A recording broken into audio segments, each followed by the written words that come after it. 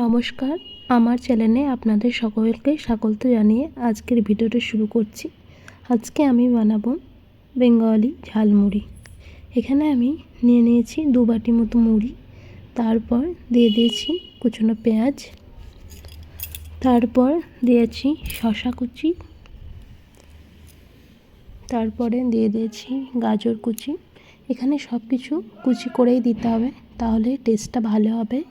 তারপরে দিয়ে দিচ্ছি টমেটো কুচি, তারপর দিয়ে দিয়েছি গ্রেট করা আদা, কাঁচা লঙ্কা কুচি আর সামান্য ধনেপাতা।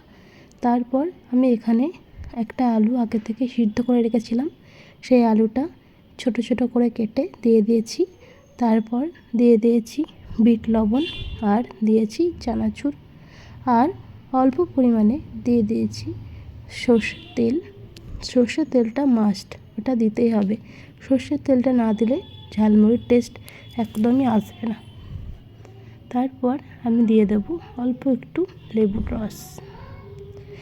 এরপর সব কিছু ভালোভাবে মিশিয়ে নিতে হবে।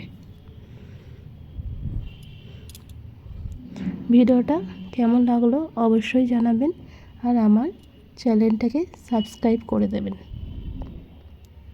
এখানে আমার ঝালমুড়ি রেডি হয়ে গেছে, বলবেন কেমন হয়েছে। আর আপনারা বাড়িতে অবশ্যই ট্রাই করবেন, এটা খেতে কিন্তু দারুণ হয়েছিল। তো আজকের মতো টাটা, ভালো থাকবেন, সুস্থ থাকবেন।